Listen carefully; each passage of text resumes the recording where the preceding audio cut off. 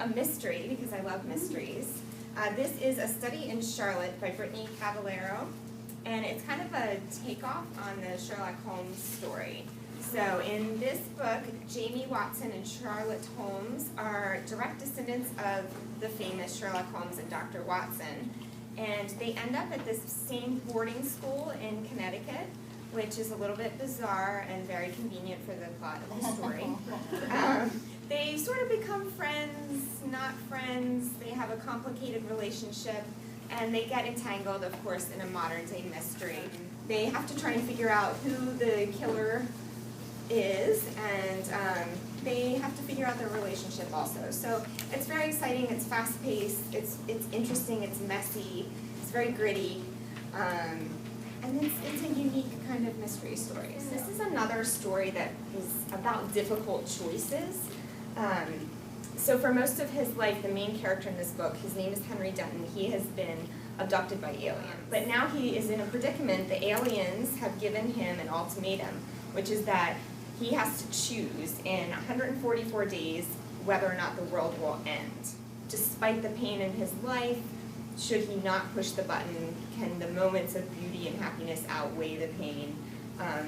So it makes you definitely ask the question of yourself, what would you do if you were faced with a choice like that?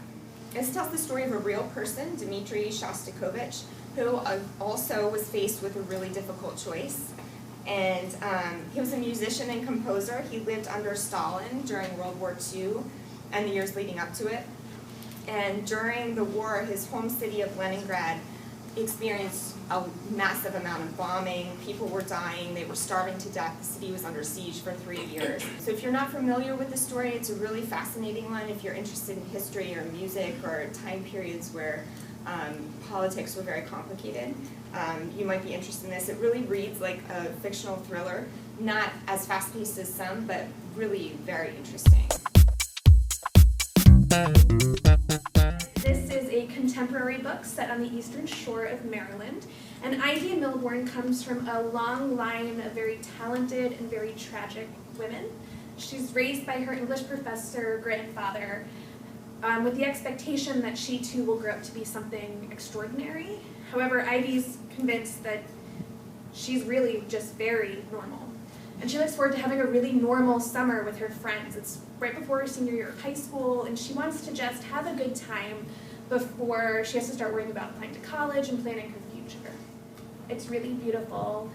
It's a story about family and friendship and growing up and figuring out how you fit into your family. It is like the badass, ride or die, best friends, girl power fantasy I've been waiting like my whole life for. Political intrigue and this like really awesome best friend story, like at the heart of everything. I just love like girl power magic, and that's exactly what this book is. But this time I have 3 words for you, and that is time traveling pirates. This book is about Nyx, who's grown up on her father's pirate ship, and they use maps to sail between time. She ends up in 1980s New York at one point in the story, and they're always on the move. It turns out that her father, who's addicted to opium, is chasing one map in particular, the map that can bring him back to 1860s Hawaii to save the one person he loves more than anything, Nyx's mother, who died in childbirth. So our main character, Mira Vanul, lives on a small island called Haven, which is off the coast of New Jersey. And this is the story of the hurricane that hits the island fast and hard. It's an unpredictable storm. Mira, because the storm wasn't predicted, she's home alone. And it's basically a story of, can you survive being that terrified and being alone? If you read the story, you'll find out what happens to her, what choices she makes, and where those choices take her. So it's a lovely book. This one is set against the backdrop of World War II. You're going to notice that's a theme with me. It's told in 4 voices of 4 totally separate characters who are scheming to get on this ship called the Wilhelm Gustaf. Spoiler alert, it sinks. So this is just about like struggle and tension and can we get on the boat? Can we survive? What do we need to do to survive? It's like a thriller, it's beautifully written. So if you like World War II, which I assume everyone does, and you want to read about like a true shipwreck but with fictionalized characters, you should definitely get this book. It centers around a teenage main character who's supporting her family during the Nazi occupation of Amsterdam by like smuggling stuff and like chocolate or clothing or shoes. Like she's just like a smuggler. That's what she does. And one of her clients is like, listen, I was hiding a Jewish girl in my cupboard, like you do in World War II. She's missing. I never saw her leave. Can you help me find her? And the kid's like, no, dude, I smuggle stuff. I'm not trying to get involved. Like, whatever. I'm just trying to live. But she does get involved, and it's just this tense search around the city, and then you get to the end, and what you think is going to happen is like unfolds, and then something else, but then there's another twist at the end, and you're like, what even happened? I almost always see the twist coming at the end. I did not see the first twist. I did not see the second twist coming. It was very exciting. I had a lot of chills. Maybe also don't read this in the dark when you're feeling vulnerable. So good, you guys. It's so, it's like, oh. This is probably like one of my favorite books that I've read so far this year. I'm so excited by this. It's so good. So this book is about a girl called Cassandra who is basically looking to take over her place in the family business. But her family happens to be in the business of raising these creatures called reckoners. They're like gigantic, like we're talking ship size creatures that are like half turtle, half lizard, like, and they roam the seas protecting ships. They like bond with a ship and they follow them throughout the whole Pacific Ocean, like to protect them because there are pirates. The pirates they're super fun. But anyway, so on her first voyage, Cassandra goes out to sea with this reckoner called Durga, who is huge, gigantic, supposed to protect the ship. But something goes wrong, and she gets captured by this pirate captain called Santa Elena.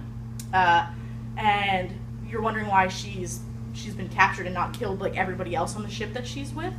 Well, it's because the pirate captain, Santa Elena, has managed to get a reckoner pup of her own, and she needs Cass to train the pup so that it can protect the pirate ship. You've got Batwoman, who's like my favorite superhero of all time. She is literally like a Batwoman. She plays baseball. She beats up people with a baseball bat. It's incredible. Supergirl, they actually make her sisters with Stargirl, who's a superhero I don't know too much about, and they're like Russian defectors. Wonder Woman is the same. Like, her origin story is already set in World War II, so they were just like, oh, we don't have to change too much there. Yeah, but even if you don't know anything about these characters, like, you don't need to, because this is an alternate reality. Like, this is not canon, as they say. So you can read this without knowing anything. Volume 2 is already out. They're releasing issues monthly, and they just announced at New York Comic Con that the author of this is going to be writing a relaunch of Batwoman. It's her telling her own story.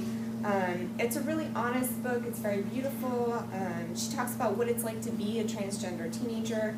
She describes kind of her earliest memories of knowing that her body didn't match kind of her assigned gender. She talks about how she communicated that to her parents, who are very loving and supportive.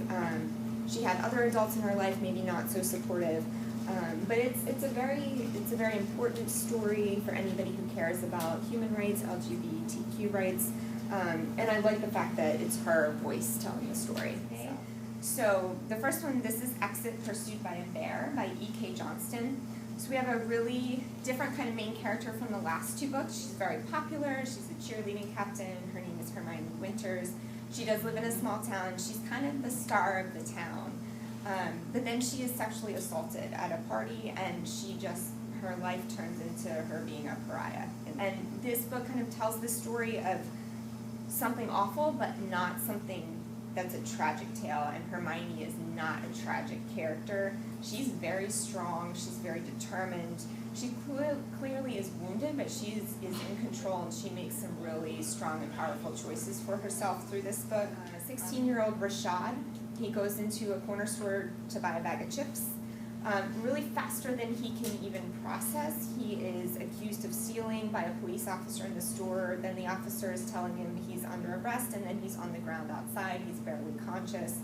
He's really badly beaten by this police officer, but he does survive. And then the story becomes kind of the what next. So the other perspective is 16-year-old Quinn, who's a white kid who witnesses the attack. And the attacker, the police officer, is the older brother of one of Quinn's best friends. So it's very much a real struggle for both characters to figure out what happened, why it happened, and where do they go from here. So I think this is a situation that we've maybe read about or heard about on the news.